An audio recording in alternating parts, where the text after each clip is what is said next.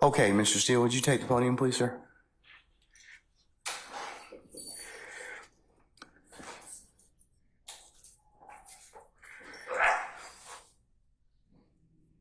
All right.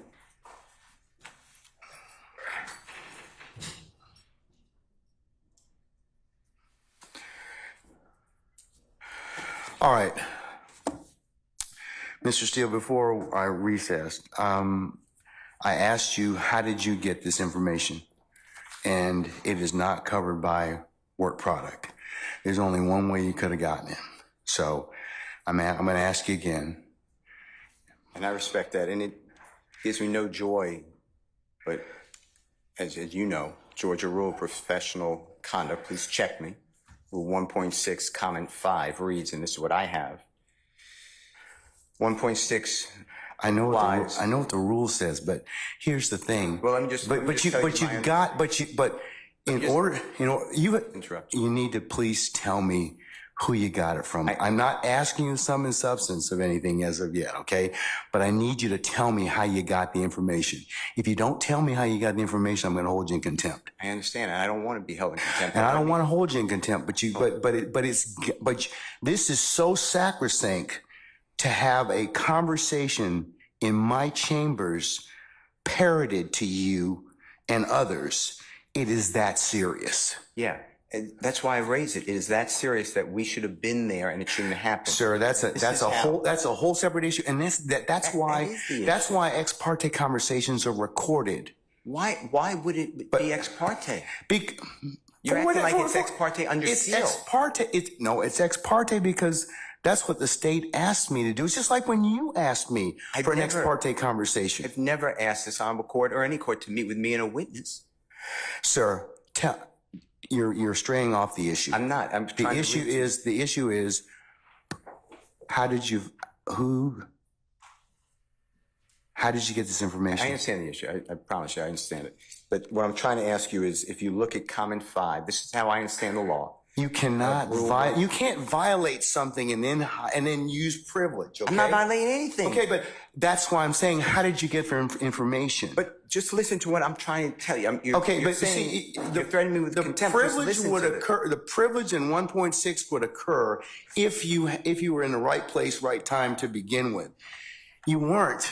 Let me tell you, I'm just reading from it. But if I'm reading it wrong, I'm not trying to. It says 1.6 applies not merely to matters communicated in confidence by the client, but also to all information gained in the professional relationship, whatever its source. So you're asking me to break, you're ordering me, maybe, you're asking me, I'm not saying you're ordering me, but to give you information, and you're saying it's not substance, but I'm telling you I can't do that under the bar rule. All right, well, I'm going to hold you in contempt. And you can think about it. 5 o'clock today, we'll see where you are at that stand on that point. Because no, that's not what I understand the rule to be. I've not asked you sum and substance of what was said. I asked you how you got it. You can't do that. Yes, you can, because I have an idea how you got it. Well, your idea. I have an idea how you got it, but that's improper, sir. Your idea may be wrong, and you're asking me to listen. I told you the first time. And I'm not going to breach that confidence. I don't want to hold you in contempt, but this is that serious.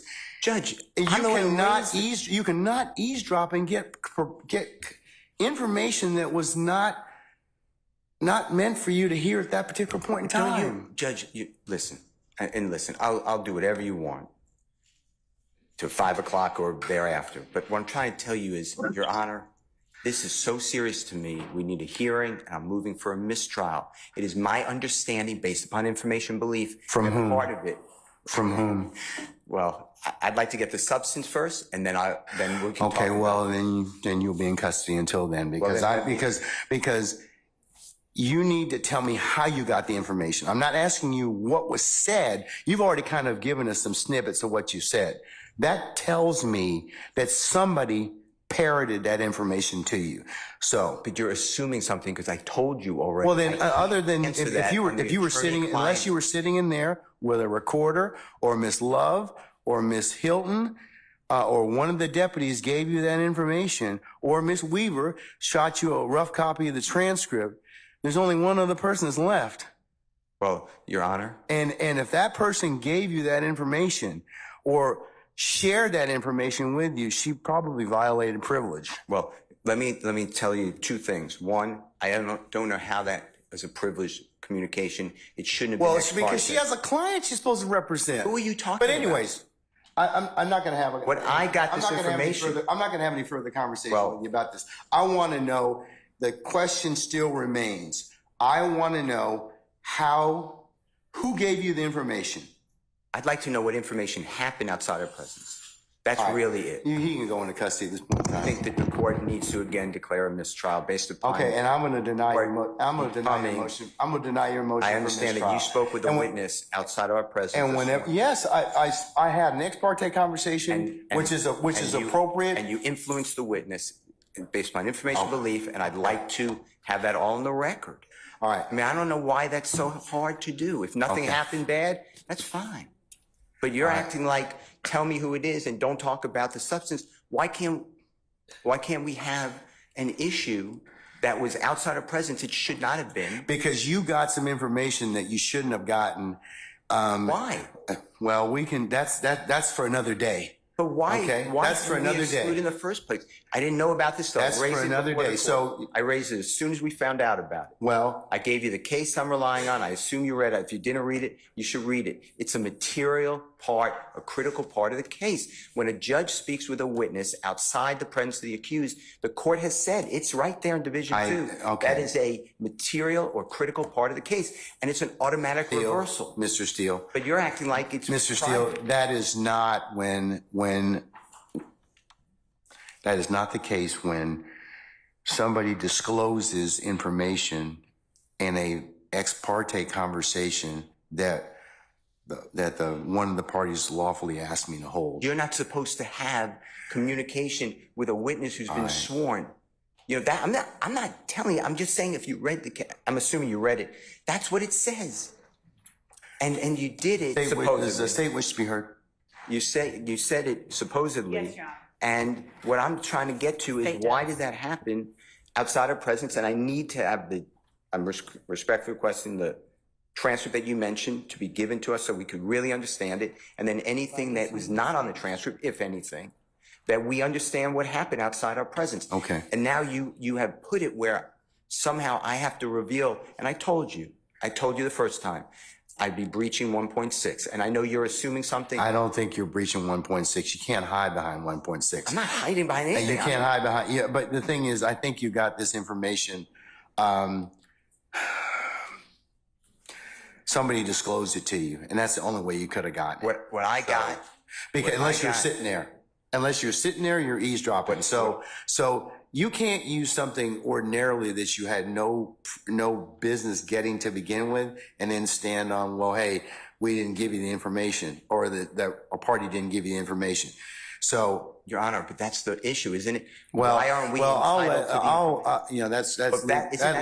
that leads to be told. But right now, we don't know Mr. Steele. why we were excluded from that. Mr. Steele, and I want that information stop. because Just Mr. stop. Williams' constitutional right under Just the stop. Georgia Constitution. Just stop at this point in time, because Article 1, Section 1, paragraph 4. You've already said that. You've already said the Georgia that. Constitution, and we have the right to be present. All right, Mr. And we're not waiving anything. Yes, Madam, Ms. Love.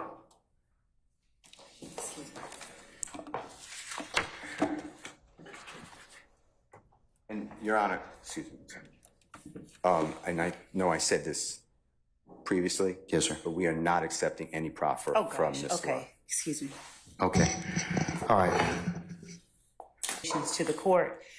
The court has inquired. We have no way of knowing what it is or who it was that disclosed information that was contained within an ex parte conversation. Not only was there an ex parte communication between that we requested as a state to be on record with the court, but there was communication made, I believe, to a person and his lawyer.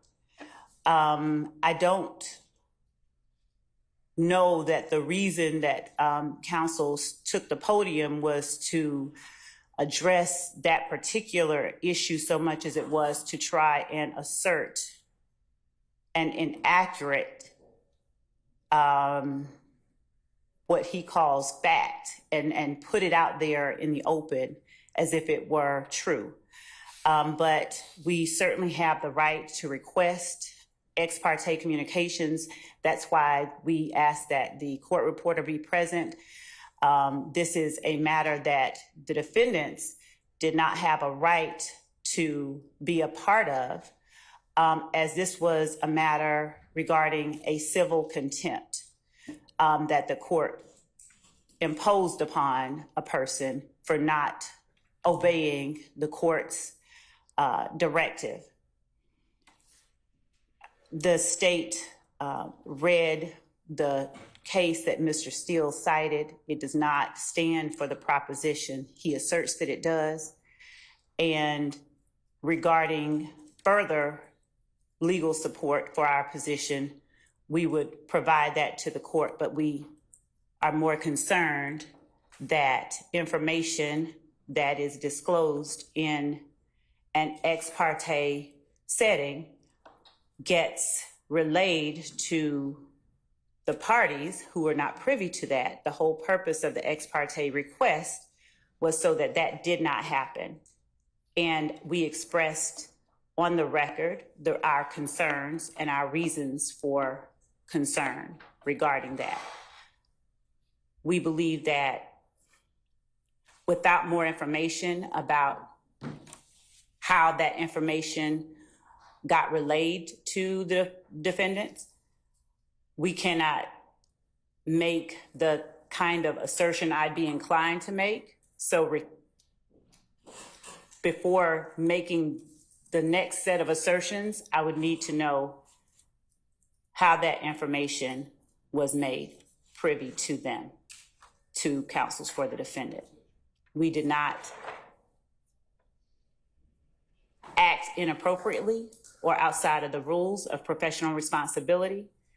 And if need be, we will reach out to the state bar ourselves and ask what the appropriate remedy is for everything that has happened over the last 2 days, well, the last 2 work days, because we are extremely concerned. We have observed a number of actions on the parts of a number of people that I am not comfortable stating publicly at this time, but that would appear to call for being addressed in some other way. So as to Mr. Steele's request, I guess it was for a mistrial. I'm not even certain what all that was. I think it was probably more to make inaccurate assertions on the record public to whomever was within listening shot of his voice. And we would ask that the court strike everything that he said from the time he stood up and started talking after the court asked him where it was that he obtained the information that was made privy in counsel for this court. All right.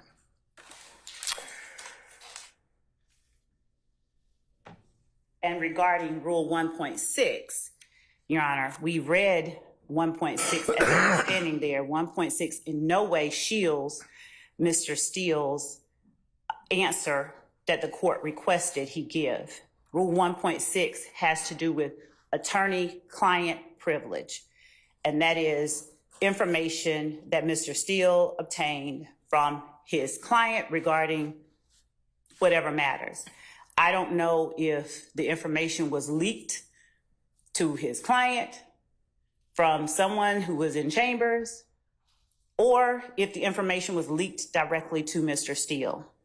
In either event, it is concerning and in no way falls under the protections of Rule 1.6. If the court would allow me a moment. All right.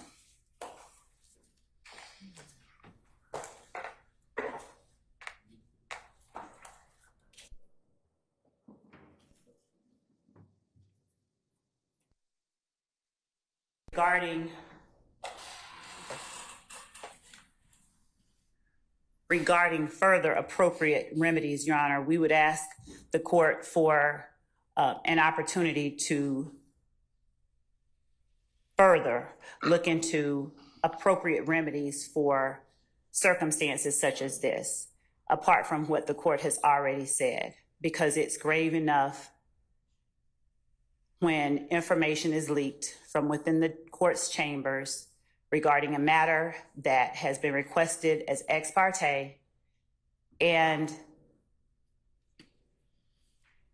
we would ask for the opportunity to present to the court additional appropriate remedies that we believe are available. All right. Your Honor. Have you heard? Sure. And Your Honor, also, unless it's Mr. Adams representing Mr. Steele in the capacity as someone who has been held in contempt, Mr. Steele just argued whatever it is that they are trying to argue based on information we believe illegally obtained from the court's chambers. I represent Mr. Williams, and my statements are in regards to my representation of Mr. Williams.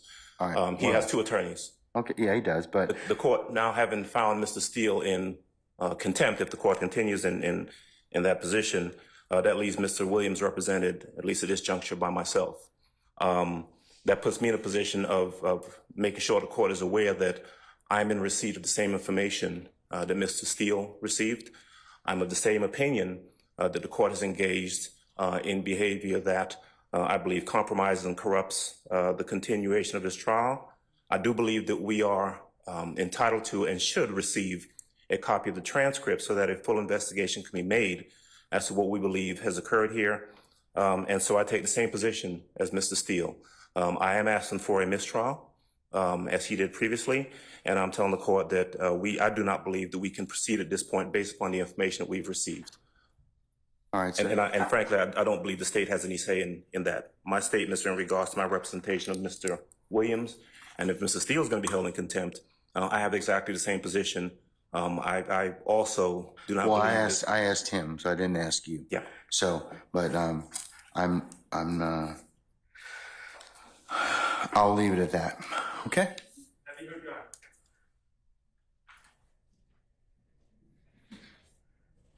What is it, Mr. Sharp? Thank you, Your Honor. As you know, I represent Shannon Stillwell.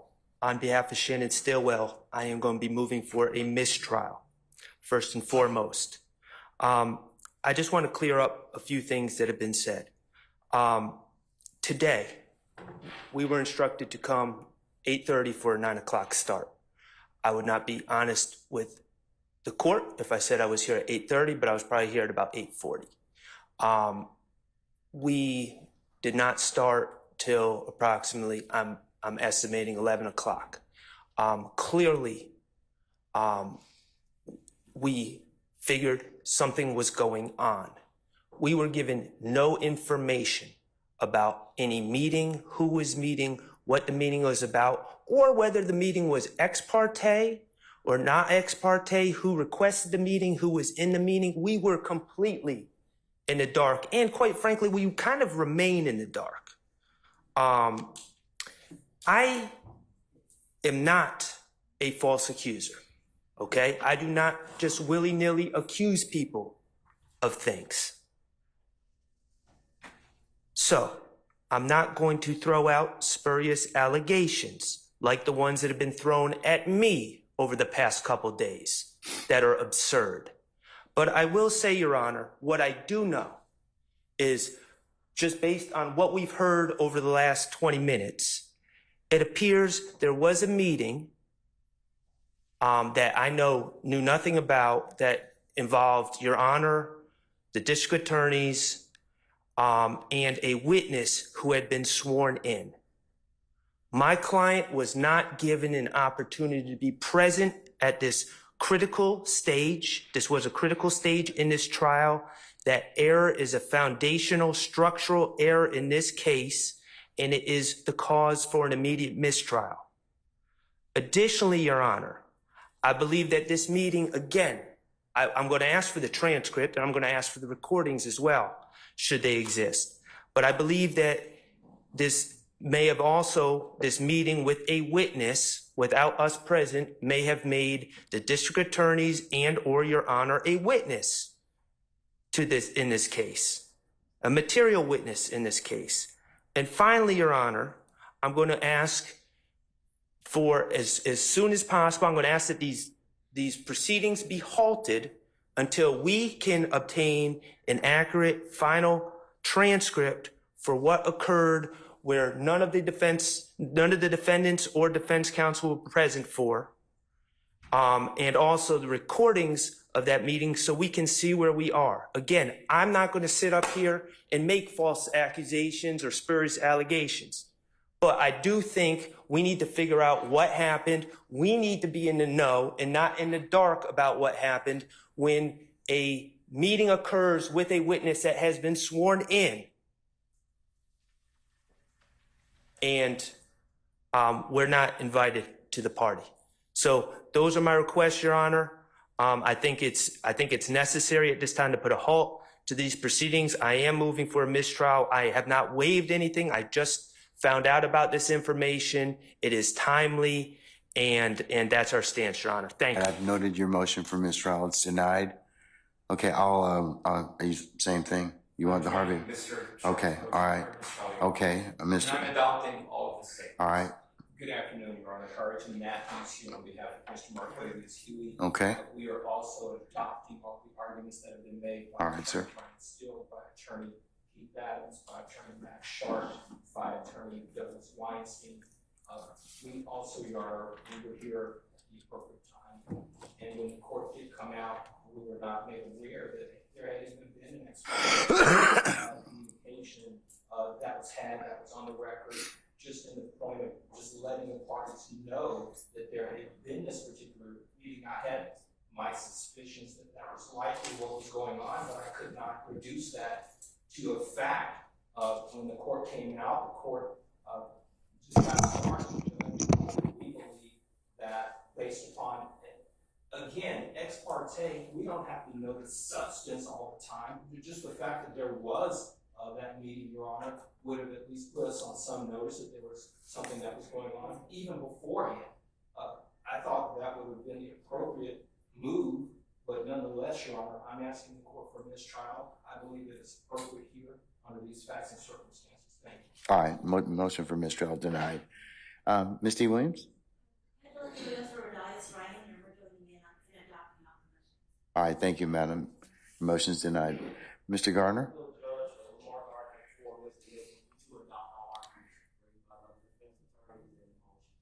Okay, so noted. All right. Okay, Mr. Steele, last time, who told you? All right, Mr. Steele's in custody. And once he clears the area, we'll go ahead and get started. If by that point we'll get started and resume the trial, Your Honor. Yeah, we're gonna continue. I'm not calling nothing. I'm not going to participate in the trial without the Steele and without You don't have that luxury at this point in time, sir. You don't. without the court addressing. You don't have that luxury. You don't have that luxury at this point in time. You don't. Without the court addressing the issue that we believe is germane. Sir, you all are really getting yourselves cross purposes at this point in time. I don't believe so. Sir, I'm telling you, you are at this point in time. You made some things out of nothing. I think that you're on very precarious ground at this point in time. So I'm telling you at this point in time, he's in custody. We're going to go ahead and start. You can represent Mr. Williams. That's okay. That's fine. I'll take up the other stuff as needed, but I'm not going to take it up right now. Respectfully, I will not. Say again? Respectfully, I will not. I cannot. And Sir, you have to. feel as though I can properly represent Mr. Williams Well, until this issue is you're gonna have to do the best you can at this point in time, because you don't get to extort the court. That's what you're attempting to do at this point in time, sir. Yes, you are. What you're trying to do is, I'm not going forward if I don't get this. You know, it doesn't work that way, Mr. Adams. And I'm telling you at this point in time, I would just kind of govern yourself accordingly, sir. I'm telling you, as the court, under these particular circumstances, everything will come out as it should. I don't think,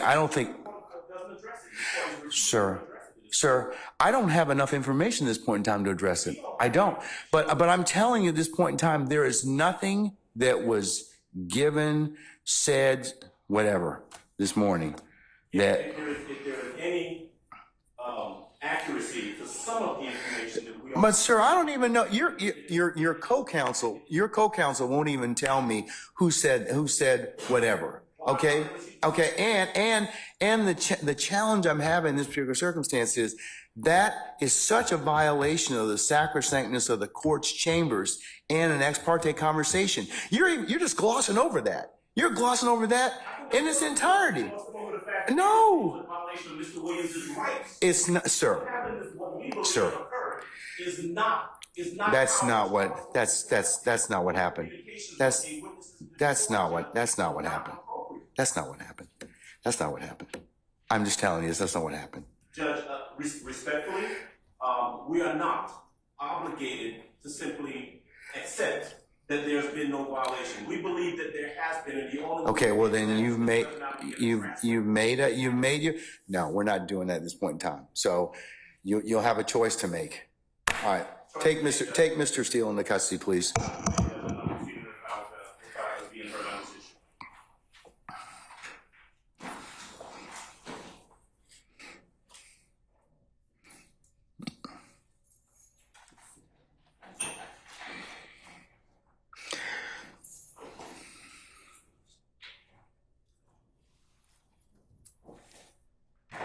Your Honor, would the court afford me one moment to confer with counsel regarding the appropriate remedy in this type of Okay, all right.